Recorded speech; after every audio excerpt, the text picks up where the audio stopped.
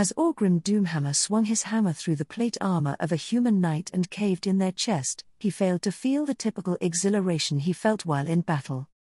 Instead, he was consumed by nothing but a sense of foreboding. Ever since they had made landfall in the Hillsprad foothills, the war had not gone at all as Orgrim had planned.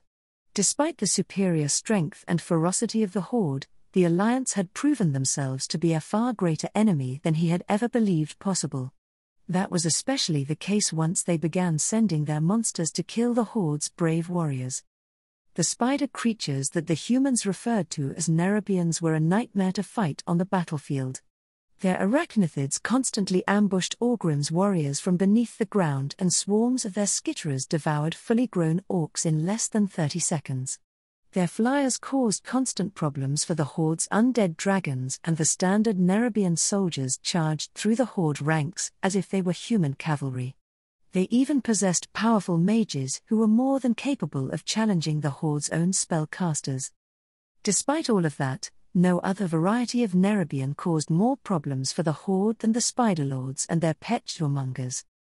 Orgrim had seen more than a few battles lost because they lacked the ability to counter the hateful worms that the Alliance used to collapse the Horde's defensive lines. If his people still had any shamans capable of communing with the elements, this wouldn't have been a problem. When he had first allied with Zul'jin and the rest of the trolls, there had been a part of him that had hoped the troll priests and witch doctors would be able to help guide his people back to the spirits of the land. However, the elements remained silent to his people, and any hope he might have once possessed had already faded away. The Spiderlords, on the other hand, were massive and intelligent behemoths. The Nerubian giants tore through the Horde lines whenever they stepped onto the battlefield. Orgrim had long lost the ability to feel fear, but if he still could, he imagined that the Spiderlords would inspire such a feeling. Throughout the war, the only ones who had succeeded in killing the creatures were the Death Knight Terran Gorfield and that traitorous vermin Gul'dan. At the thought of Gul'dan, Orgrim couldn't help but let out a shout of rage as he crushed the skull of another human. Once it became clear that their enemy was much more powerful than expected, Gul'dan had abandoned the Horde along with the entire Stormreaver clan and anyone else who would follow him at the first opportunity. Orgrim wanted nothing more than to hunt down the traitor, but that wasn't possible when his Horde was being picked apart from every side. The damned elves were making constant attacks while retreating behind their impenetrable barrier, while the rest of the Alliance were constantly attacking them from the west. The griffin-riding dwarves attacked them from the air along with the Nerubians' flyers, and Orgrim had even received reports that the Twilight Hammer clan's camp had been destroyed far behind the front lines. He had no idea how the Alliance had accomplished such a feat, but there simply wasn't any time for him to learn more. The enemies of the Horde had smelt weakness and were attacking with the ferocity of a relac. Only recently, Orgrim had decided that any further attempts to attack the elves would be useless. The leader of their troll allies, Zul'jin, had argued furiously against the decision, but Orgrim needed to make the best choice for the Horde as a whole. Their food supplies were running out, and an army as large as theirs could only be sustained if they were making constant progress. He had decided to direct the Horde toward Capital City and forage more supplies from the human territories. That ended their alliance with Zul'jin, and the trolls broke ties with them to continue their fruitless struggle against the High Elves while the Horde moved on. Unfortunately, progress had stalled. The humans native to the Alterac Mountains were far more familiar with their land than they were, and the Alliance's Jormungers made passing through such terrain all but impossible. The path through the fertile farmlands known as Eastweald was much more open, but it had already been heavily fortified by the Alliance. Recently, Orgrim had found himself being forced to face the possibility that the Horde might actually lose this war. If such a thing was to happen, then there would truly be no hope for his people. Draenor was a slowly dying world that grew more hostile with every passing day, and Orgrim had no illusions that the Alliance wouldn't take back every inch of land that his people had taken from them. If there was one thing that he had learned over the past few years on this alien world, it was that humans weren't so different from orcs when angered. If Orgrim were in their position, he would wipe every single member of the Horde from the face of the world so that they would never again become a threat. He didn't know if the humans would go to such lengths, but he wouldn't be surprised if they did. Orgrim was suddenly pulled from his thoughts as one of the humans took advantage of his distraction and carved a line through his arm with their blade. Feeling the familiar rush of anger and power flow through him, Orgrim roared in fury and swung his hammer with such strength that the human's head completely left his body. Enough of this. Orgrim banished his weak thoughts and threw himself into the battle with a frenzied wrath. If his people were fated to die, then they would do so as true orcs should. Bloody and thrashing in the heat of battle with a weapon in their hand and fury in their heart. Nobody would ever dare to say that the orcs had dishonored their ancestors by dying quietly. He would tear through the humans and leave a permanent mark on this world that would be remembered for ages to come. Orgrim didn't know how long it had been since he had lost himself in the bloodlust of battle, but he was only pulled back to reality when an earth-shaking roar passed over the battlefield. When he looked up to see what manner of creature had caused such a sound, Orgrim once again felt the glimmering of fear for the first time since his people had been twisted by the magic of the warlocks. Flying toward them was a massive red dragon far larger than any Orgrim had ever seen. He had participated in the Horde's hunts when they drove Draenor's Magnaran to extinction. At the time, Orgrim had thought he would never see a living creature larger than them. He now knew he was wrong. The creature's mere presence caused a hush to fall over the battlefield until Orgrim pulled himself from his shock and shouted at his Death Knights to engage the beast. Given what the Horde had done to the corpses of its kin, there was no reason to doubt that the creature was an enemy. The Death Knights hesitated for a moment, but eventually mounted their undead dragons and took to the skies. The undead mounts of the Death Knights were much smaller than the beast flying toward them, but Orgrim hoped that their superior numbers would be enough to bring the behemoth down. More of their Death Knights had grown skilled enough to control the undead dragons over time, and Chagall's disgusting book continued to lead them to useful corpses. The Horde was now in possession of 8 undead dragons, which they used to great effect against the Alliance. Unfortunately, it almost immediately became apparent to Orgrim that his Death Knights had no hope against the beast.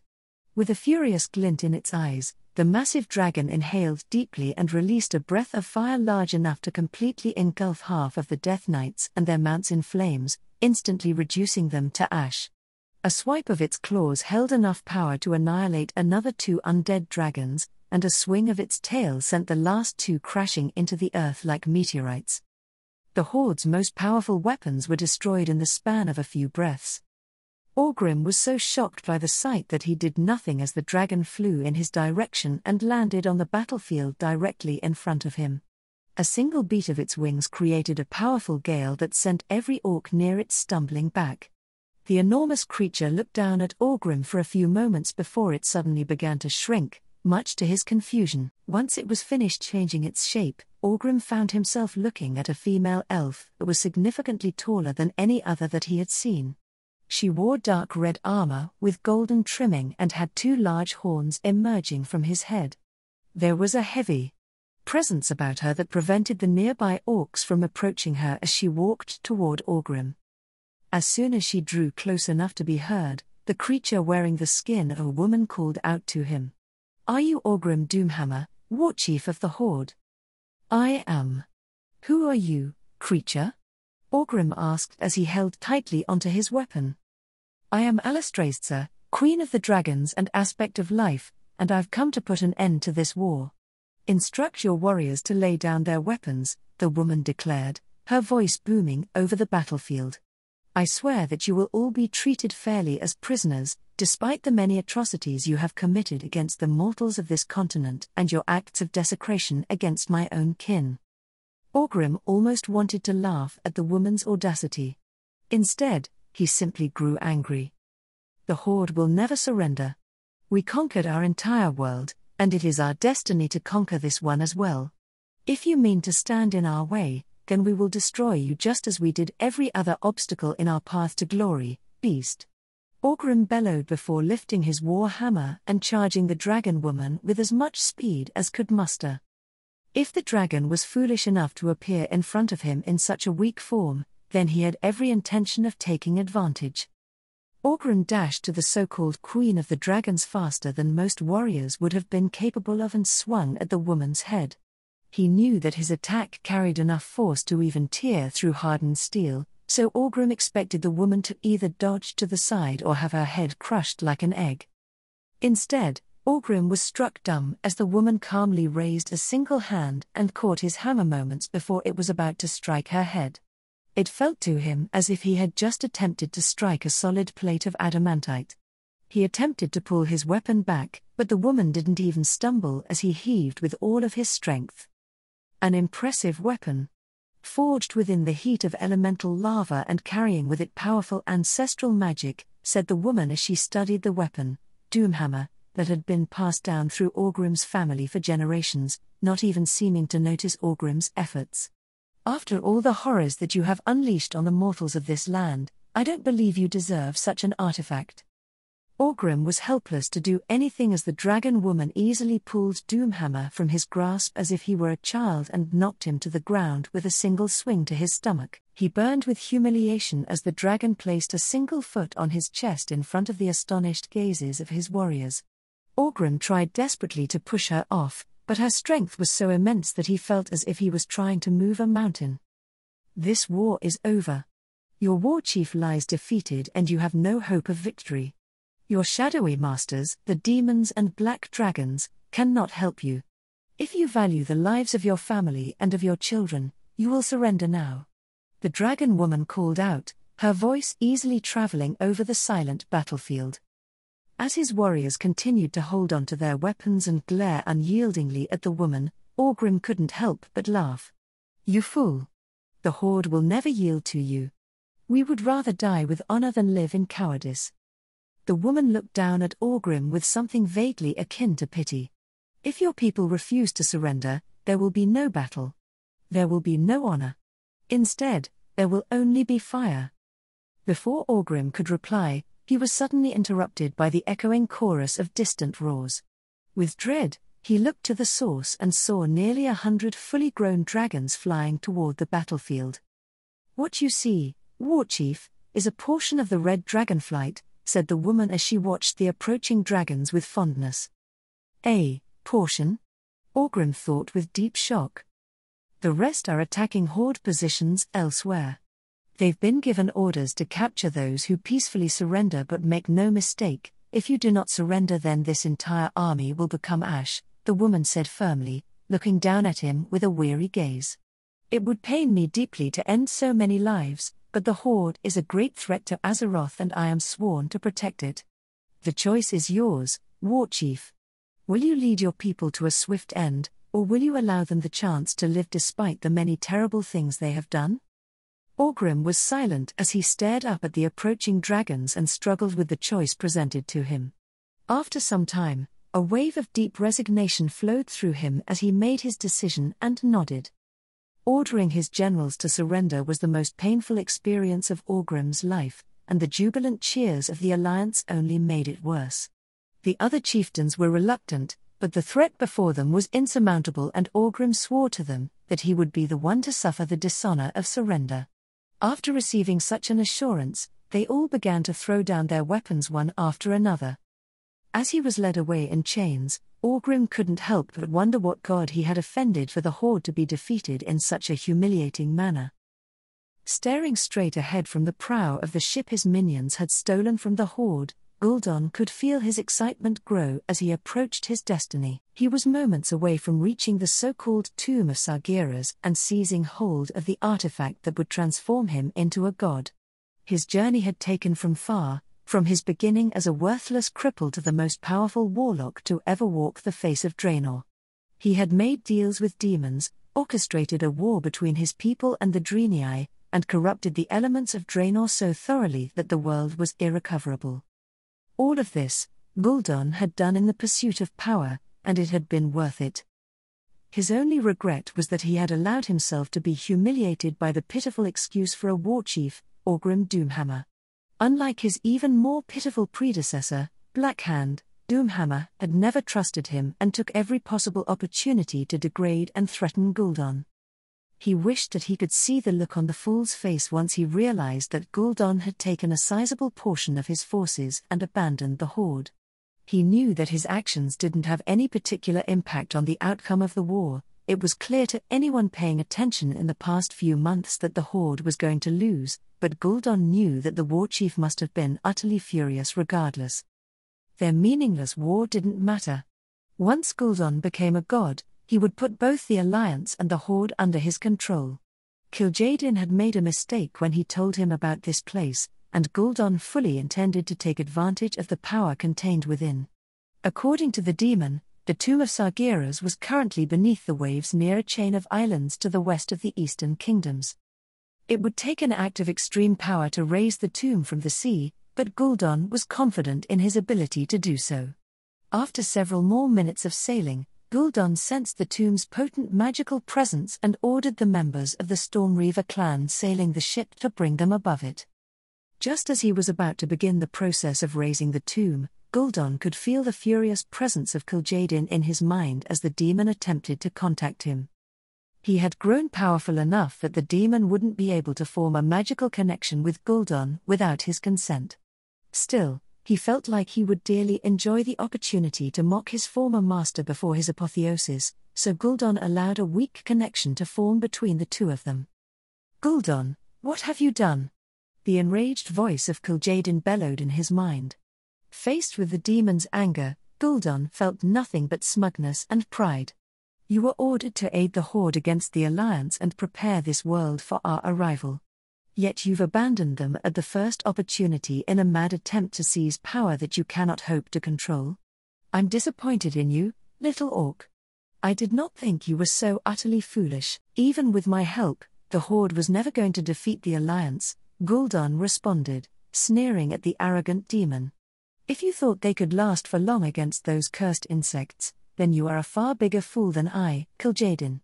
Besides, why should I resign myself to being your servant while your master's corpse is so readily available? Once I absorb its power, there will be no force in this world capable of controlling me. You would be wise to reconsider how you speak to me, demon. I have seen more of the cosmos than you could possibly fathom, Gul'dan. Yet I have only rarely seen anyone as arrogant and reckless as yourself," said Kil'jaeden, his anger cooling into something more focused. "I had simply planned to quietly watch as the demons within the tomb tore you to pieces, but I had not expected there to be a new ward surrounding the tomb, or that you would so carelessly trigger it." Gul'dan felt his sneer drop as he heard the demon's words. Kil'jaeden was not so stupid to utter such an easily verifiable lie, so he immediately cast a spell on his surroundings meant to reveal any hidden magic. If he had been slightly less powerful, Gul'dan would not have been able to find the ward at all. Its presence was so insignificant that he could barely tell that it existed, yet once he actually managed to spot it, Gul'dan's heart fell at the unfathomable potency of the arcane magic used to create it. Whoever created this ward was powerful. Too powerful. "What is this, Kil'jaeden? You said that the natives of this world wouldn't be monitoring the tomb." Gul'dan yelled out loud, not caring about his image as the Stormreaver orcs looked at him as if he was insane. They shouldn't have been. The only mortal to know of this place was Medivh and his mother, Egwene. The only other being who could have knowledge of the tomb would be Malygos, aspect of magic, said Kil'jaeden, his voice smug as he savored Gul'dan's panic. He was not worth considering until recently, but the dragons should still not have had any reason to believe someone might attempt to access the tomb. "I'm quite curious as to how they knew to expect you, Gul'dan. Perhaps you can ask Malygos while he's slaughtering you and your worthless servants." Gul'dan didn't want to believe the demon's words, but the evidence of their truth was all around him. Now that he knew what to look for, he could practically sense a terrifying presence watching him through the wards. Gul'dan ordered his followers to prepare for battle, but they had little time to do so before a swirling portal of violet magic opened on the deck of the ship. Out of it stepped what appeared to be a blue-haired elf with bright glowing eyes and scales, but Gul'dan could sense the truth behind the creature's visage. "Oh, you're truly here then? How interesting," the dragon said mildly, sweeping his gaze over Gul'dan and his servants. "How did you know that I would be here?" Gul'dan furiously demanded as he prepared himself to throw fell flame at the creature. "You must be the Burning Legion's latest puppet, Gul'dan. I have no intention of answering your questions, mortal. Die ignorant." Gul'dan was just barely able to redirect the spell that the dragon sent at him toward one of the nearby ogre magi. He watched in horror as the ogre's flesh immediately crystallized and then shattered into dust. Without the slightest hesitation, Gul'dan ordered his servants to attack and kill the dragon. He had gone to great lengths to be certain that those present would be utterly loyal to him, so Gul'dan was satisfied to see that they obeyed his orders without question. Their loyalty made it much easier for him to step back and focus on his connection to Kil'jaeden while the dragon carelessly slaughtered them. "Demon, grant me the power to slay this creature." Kil'jaeden's response was both immediate and incredulous. "After such blatant betrayal, you still possess the audacity to ask me for power? Watching your death will give me nothing but pleasure, Gul'dan. What makes you believe for even a moment that I would grant you any amount of power? Do you not wish to use this opportunity to kill one of the Burning Legion's greatest enemies?" asked Gul'dan, a hint of desperation creeping into his voice as he watched the ongoing slaughter. At the rate the dragon was tearing through his servants, he had a mere few seconds before the creature turned its attention to him. "Grant me this power and I will use it to slay Malygos and open the Legion's path to Azeroth." Through their connection, Gul'dan could feel Kil'jaeden's presence shift from mocking doubt to cunning thoughtfulness to malevolent satisfaction, all within the space of a heartbeat. Gul'dan wasn't sure why, but at that moment his instincts told him that would come to deeply regret the plea that he had just made. Before he could think about that feeling any further, Gul'dan suddenly felt a flood of fell magic pour through the connection between him and Kil'jaeden. As more power than he had ever felt flowed through his body, Gul'dan felt as if his very body had transcended some barrier he had never known existed. Turning to the dragon just as it killed the last of his servants, Gul'dan laughed uproariously and let forth a stream of fell fire that turned everything between him and the dragon to ash. The corpses of the Stormreaver clan melted away in seconds and it seemed as if the entire ship had been set aflame. It would be troublesome to raise the tomb once the ship was destroyed, but it was simply more important to kill the dragon with his full power. Gul'dan knew intimately the power of fell magic and that his fires had the ability to destroy everything that they touched, whether it be bodies, magic, or even souls. Nothing in this world could survive the power he now held at his fingertips. "I would almost be impressed if this power was your own." To Gul'dan's great shock, the dragon easily passed through the flames no being should have been able to survive, as the very space surrounding its body seemed to bend and twist the fell fire away. Gul'dan roared in fury and increased the intensity of his flames, but the dragon ignored him. "But you are merely a pathetic little vermin borrowing strength from those so far above you." Before Gul'dan could react, the dragon grabbed him by the throat and slowly lifted him into the air. As he struggled to breathe, Malygos pulled Gul'dan close and looked deeply into his eyes before speaking. "Now, let me see if everything that I've heard about you is accurate." Gul'dan attempted to scream in pain as his mind was ripped apart and his memories meticulously examined, but the hand around his throat prevented him from doing so. Eventually, the dragon retreated from his mind and looked at him with a sneer on his face. "Disgusting. A single mortal allowed his selfish desires to doom an entire world to the Burning Legion? How utterly revolting. Die with the knowledge that you never had any hope of being anything more than the loathsome animal you always were." As his body was flooded with an incomprehensible amount of arcane magic and his flesh slowly turned to crystal, the last thing that Gul'dan did before he died was curse the world for being so unfair. All the while, Kil'jaeden's laughter echoed in his mind. Krivax wondered if there had ever been a time in Capital City's history during which the Cathedral of Lordaeron had been so occupied. The Nerubian delegation had been given prime seating near the front of the cathedral, a testament to how crucial Azrael Nerub's efforts were in fighting against the Horde. He was certainly glad for it because there was no chance that Krivax would have been able to get decent seating otherwise. Every single seat in the massive cathedral had been taken as the people of Capital City arrived to attend Archbishop Fael's funeral. The man had already been revered in life, but the sacrifice he had made to kill the Cathrax had turned him into a legend. The cathedral, which was already the largest in the Eastern Kingdoms, had actually needed to be spatially expanded to allow more people to pay their last respects to the Archbishop. There were even people gathered outside in the square in front of the cathedral who were listening in on the sermon and the funeral rites fervently through the open door. Krivax had no doubt that processions of ordinary citizens would continue through the church to pay their last respects to the Archbishop for several days. Every important person in capital city, from the founding members of the Knights of the Silver Hand to the various rulers of the Eastern Kingdoms, made speeches after the funeral rites. Currently, the newly appointed Archbishop Benedictus was giving his own passionate speech as he sang praises about his predecessor and mentor. It was a miracle that the Church of Holy Light had been repaired and cleansed of any void corruption in time for the funeral. The effort involved clearly showed that the rulers and bishops were deeply concerned about the morale of the citizens of Lordaeron. After suffering an attack severe enough to shake the foundations of the kingdom, Krivax assumed that the leadership was searching desperately for a way to reassure the people.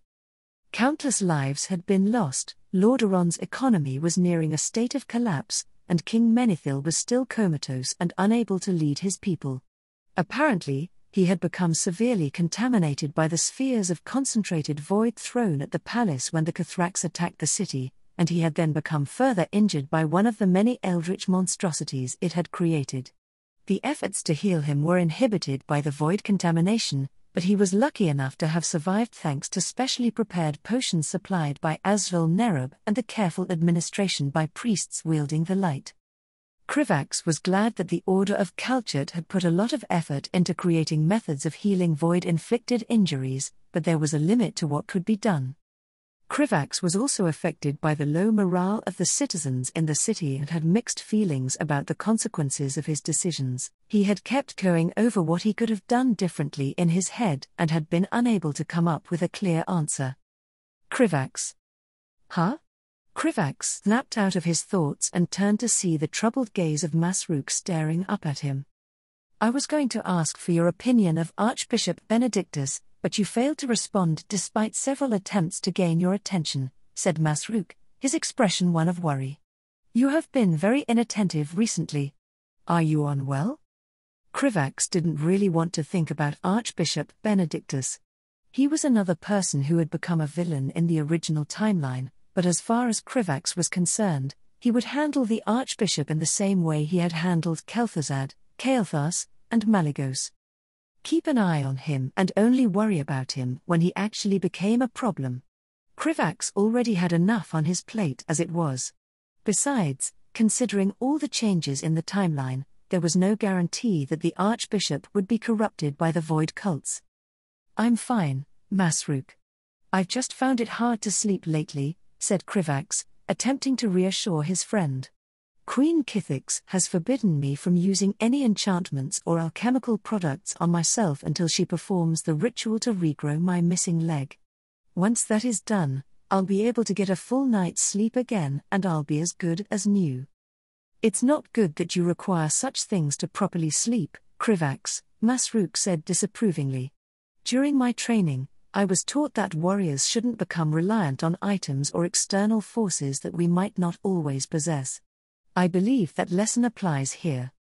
I know that. But it's not like there's much that I can do about it. You are right, Masruk. I'll try my best to use them sparingly, Krivax lied. He appreciated that his friend was worried, but he had more important things to worry about than unhealthy sleeping habits. Krivax could tell that his words hadn't convinced Masruk at all, but he was thankfully spared from having to talk about the matter further once Queen Regent Liane Menethil stepped up to the podium and the cathedral fell utterly silent.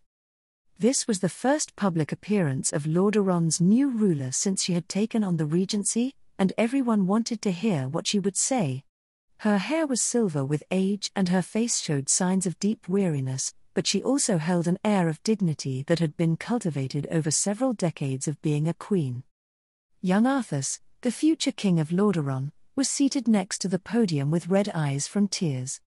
Krivax didn't know much about Liane Menethil as she was a character who hadn't been particularly expanded upon in the lore, but he could see the determination in her eyes. He couldn't imagine what it must feel like to be called upon to rule over a kingdom facing such catastrophic circumstances, but he hoped she would be able to rise to the challenge. Dear citizens of Lordaeron and honored guests from across the Eastern Kingdoms and beyond, the Queen Regent began, her voice steady and regal. We are here to mourn the loss of a great man, Archbishop Alonsus Fail, who gave his life to protect this city from a threat that would have been unimaginable to us a mere few weeks ago. His compassion, courage, and faith in the holy light will be forever remembered and honored by the people of Lordaeron. Similar words had already been spoken several times during the ceremony, but Krivax could still see many people being deeply moved every time. He could even feel the light surge around Nerubian faintly at times during the speeches. He was a man who dedicated a lifetime of service to the people of the Eastern Kingdoms, regardless of what nation or land they may have hailed from, Liane Menethil continued solemnly. Whether that service took the form of providing aid to the refugees of Stormwind or forming the Knights of the Silver Hand, so the faithful might have the means to fight back against the Horde, his influence can be felt throughout these lands. Although the Horde has now been defeated, there are many who would not have lived to see this day without the efforts of Archbishop Alonsus Fail. Krivax turned his attention to Prince Varian Rin and saw him nodding along with tears in his eyes. It was difficult to overstate how much the Church of the Holy Light had done for the people of Stormwind since their kingdom was destroyed. The end of the war should have been a joyous occasion, but I have personally experienced how difficult it is to feel joy when your life has been upended by forces beyond your control, said Liane Menethil, her voice wavering slightly as sorrow crept into her eyes. I know many of you feel as I do, and I would like to offer a word of advice that was once offered to me by Archbishop Fail. It is when times feel darkest that we must most seek the light. Krivax was slightly startled as the light around Nerubian flared more than it ever had during the ceremony. Ever since the mission to secure the Dragon Soul, the Spider Lord had been much more attuned to the light, and Krivax couldn't help but find it distracting. If you cannot find the light, then find your neighbors, because it is during times like these that the people of Lordaeron must stand united, the Queen Regent said with determination in her voice. I knew Archbishop Fail for my entire life, and I know he would believe in our ability to rise above these challenges. As your Queen Regent, I intend to do everything I can to honor his memory, protect my people from harm, and help those hurt by the Horde's cruelty. I intend to live my life such that when I rejoin the light, I can greet Archbishop Fail and truthfully say I did all that I could, and I know the people of Lordaeron will do the same. Thank you all. As the Queen Regent retreated from the podium, the audience immediately broke out into cheers. Krivax could see many people crying throughout the cathedral, from the poorest of peasants to the richest of nobles. The Githrax's attack on Capital City was one of the most devastating events in Lordaeron's history, and there were few people who hadn't suffered as a result. She's a talented speaker, Hadix observed as he scanned his gaze over the crowd. I wonder if she will be as skilled a politician. Though, I suppose you'll have the opportunity to learn firsthand, apprentice. Krivax groaned at the reminder. The political discussions over everything that had happened had been pushed back until after the funeral, but they couldn't really wait any longer. There had simply been too many important things that had happened.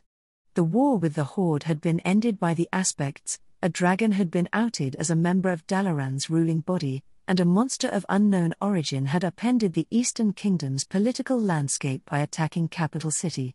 The consequences of the events of the last few weeks would be immense.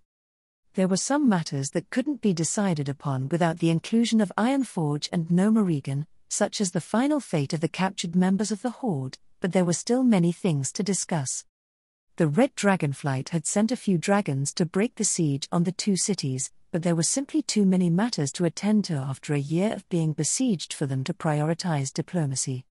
Last Krivax had heard, they were still in the process of reasserting control over Kars Moden and clearing out any remnants of the Horde that might still be in their territory. The High King had made it clear that Krivax would be sent down south to establish relations between Azul Nerub and the two nations in the near future. That coincided well with Krivax's plans, as the Titan facility of Udaman was buried deep within the mountains of Kars Modan.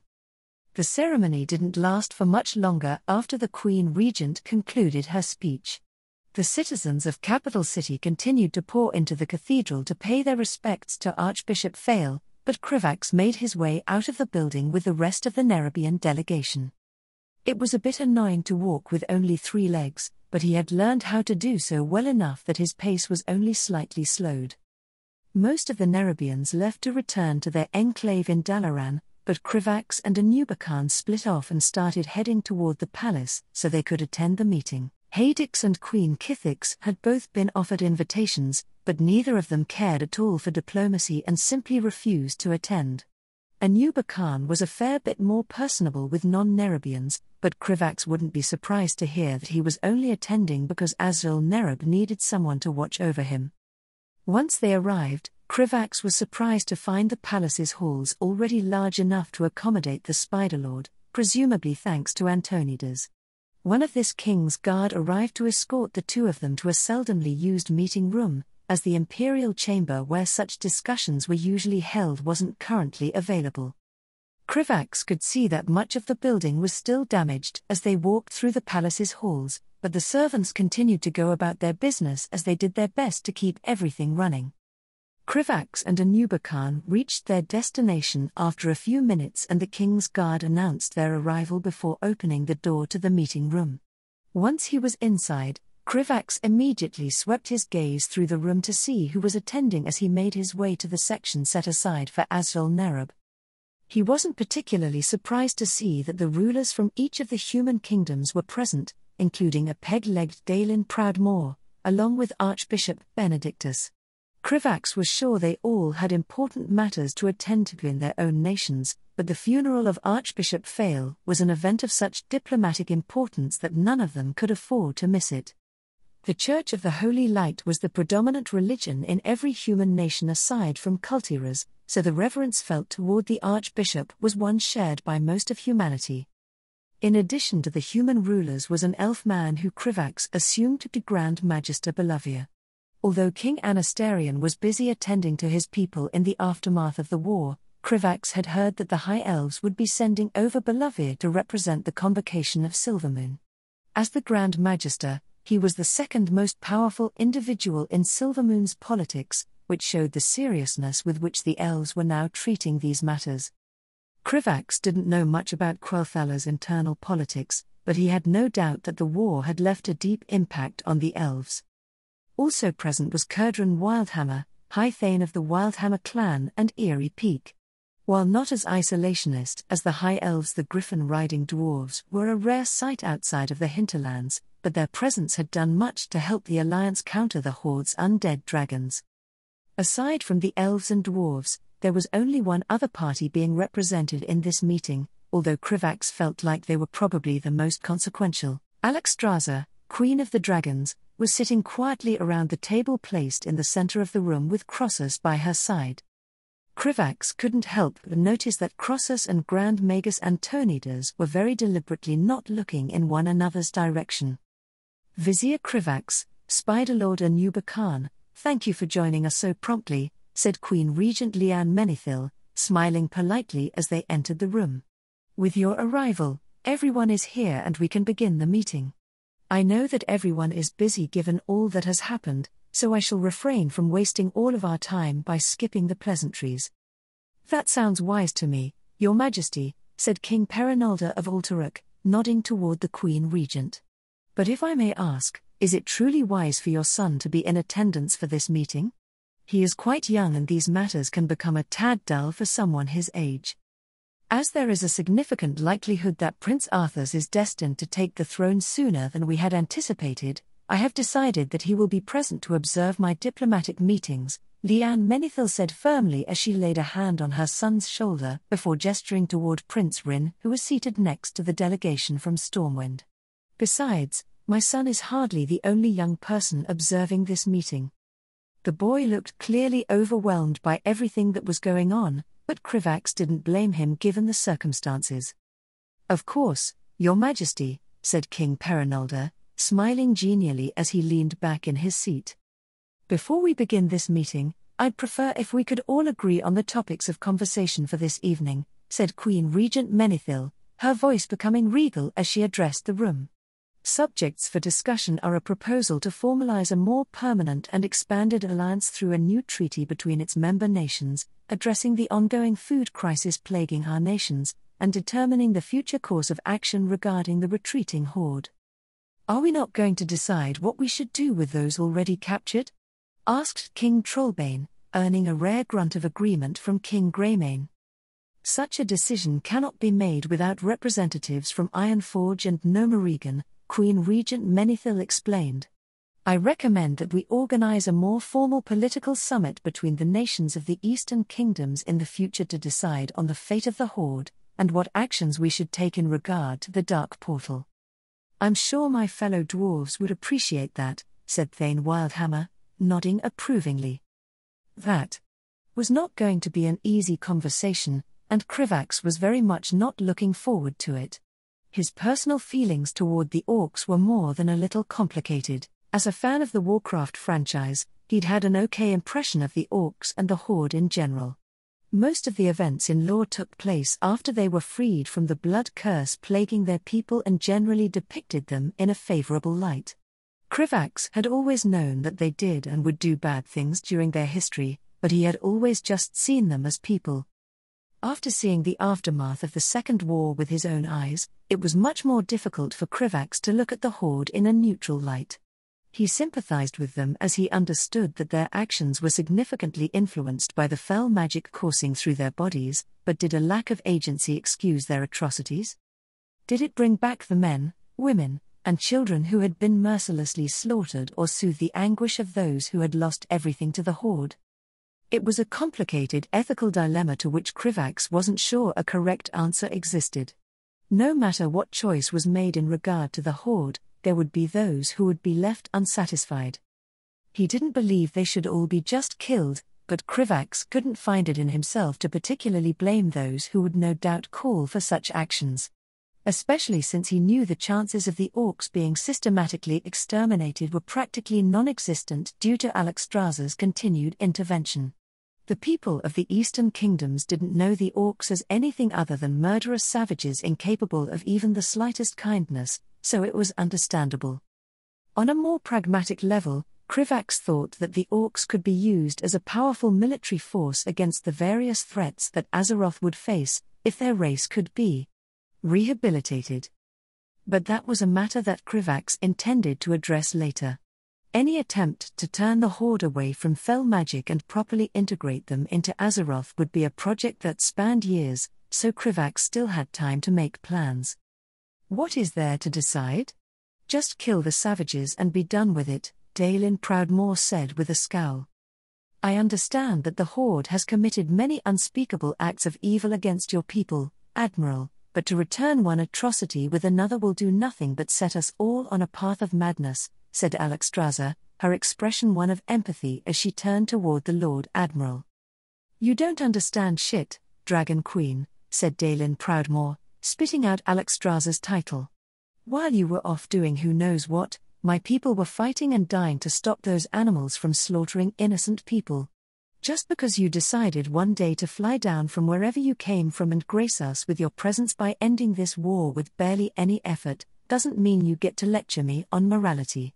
I don't care about any so-called fell magic that was corrupting them, we would be better off with them gone. After the Cathrax's attack on Capital City, the Dragonflights had already provided an explanation about Deathwing, the Burning Legion, and the orc fell corruption to the various nations. Krivax wasn't certain how everyone was reacting behind the scenes but was glad that everyone now knew about the greatest threats to Azeroth.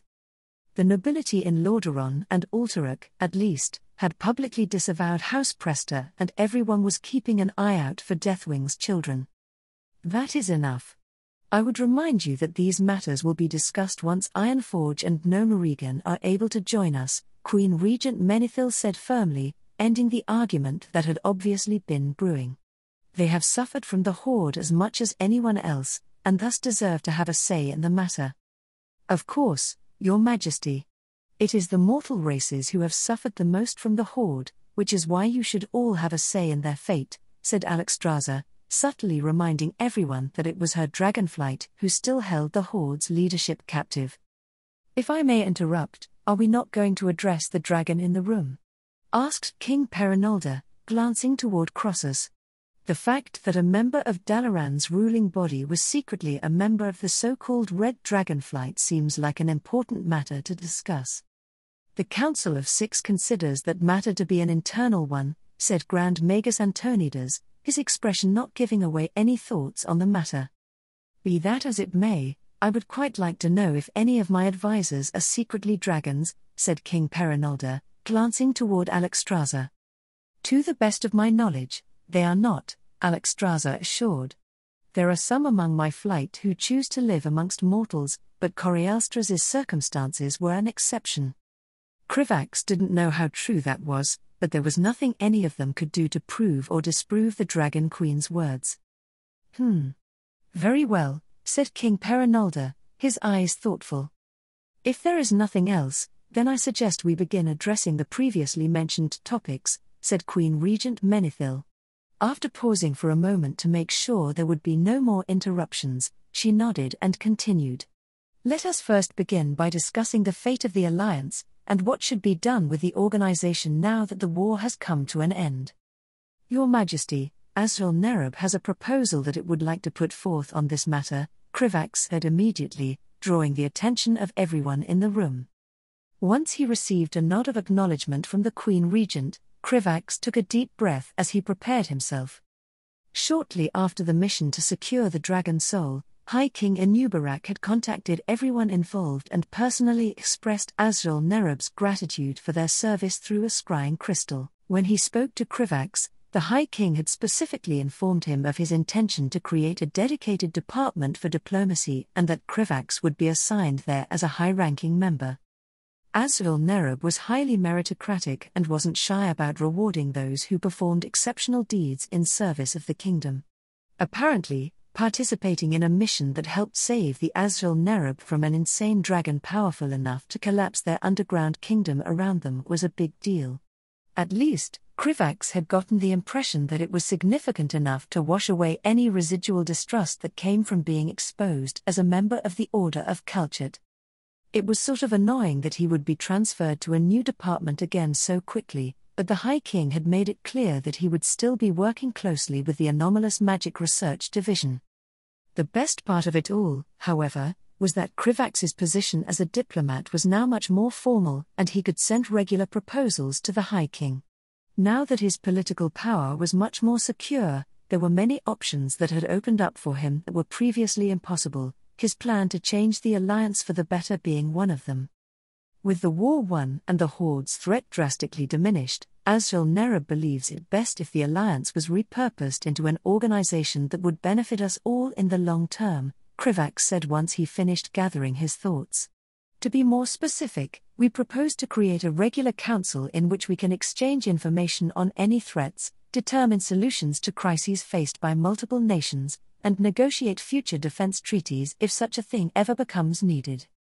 Krivax knew that if left to its own devices, the Alliance in its current form would inevitably break apart without an external threat to justify its existence. In the original timeline, the Alliance had continued on for a few more years due to the worry that those who had escaped through the dark portal into Draenor would launch a second invasion. After the intervention of Alexstrasza and the Red Dragonflight, such a worry simply didn't exist. A large majority of the Horde had already been successfully captured, with only a few scattered remnants fleeing into the countryside. In addition, any attempt from the Orcs on Draenor to invade Azeroth would be swiftly ended by dragon fire. If Krivax didn't do something about it, he was confident the Alliance would swiftly fall apart once they began arguing over what to do with the Orcs, as it did in the original timeline. Therefore, his solution was to change it into an organization with much looser commitments that everyone could agree with. It had taken some effort to convince the High King that joining such an organization would be in Azrael Nerub's interest, but he was ultimately swayed by the fact that the commitments were minor and the benefits obvious. Once it became time to deal with the Lich King or any other threats to Azeroth, Krivax was certain that the Alliance could be easily and quickly repurposed into a military alliance to deal with the threat. I doubt Quel'Thalas would benefit much from such an agreement, said Grand Magister Belovia. Despite the unexpected danger posed by the Horde, our defenses were more than capable of halting their advance. Committing ourselves to intervene in the squabbles of foreign nations seems like it would be against our interest. Mutual defense agreements would only be negotiated once a new threat became clear, Krivax said calmly. Quel'Thalas would face no obligation to involve itself in foreign conflicts if it chose not to do so. The High King would have not proposed such an arrangement otherwise, Nerubian added. I have the opposite concern, said Anduin Lothar, speaking in his role as the regent ruler of Stormwind. The alliance should be strengthened, not weakened. It has only been a month since the Horde was routed and we're already prepared to discard the organization that allowed us to come together and defeat them? What madness is this?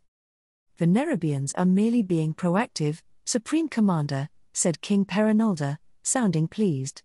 I understand you don't have much experience with politics, but it's perfectly clear to those of us who do that the alliance must change if it is to continue in the long term and beyond a mere military alliance. Krivax was pleased to see both King Greymane and Admiral Proudmoore nod in agreement and turn to address the concerns of Stormwind.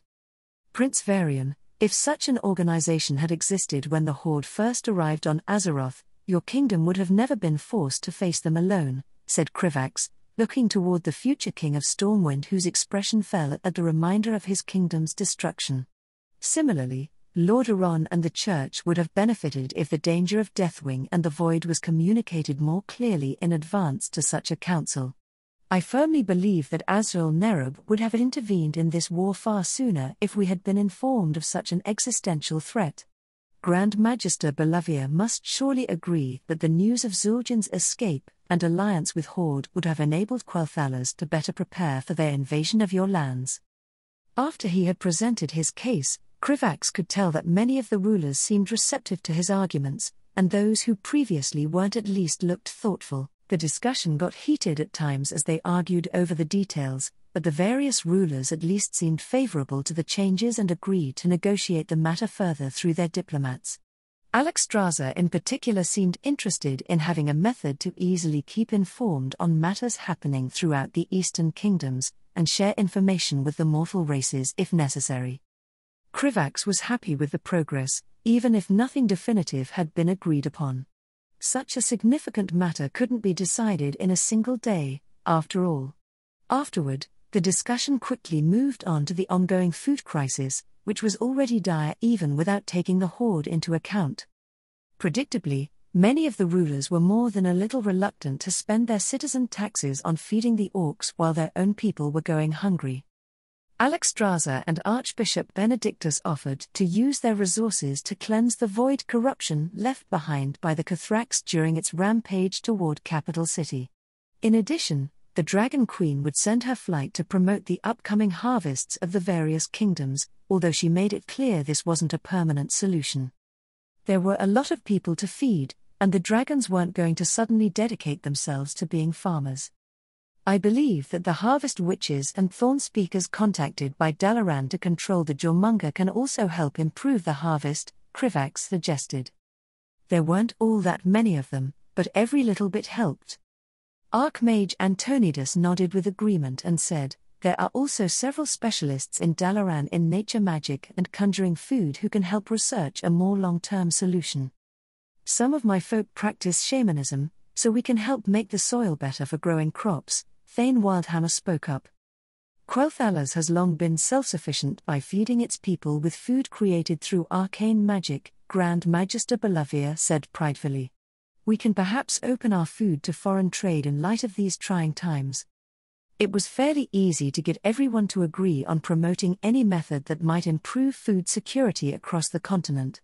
Nobody wanted to experience the chaos that would occur if a famine swept through the Eastern Kingdoms while they were still reeling from the effects of the Second War. The final topic of discussion was how everyone intended to deal with the Horde forces that had not yet been captured.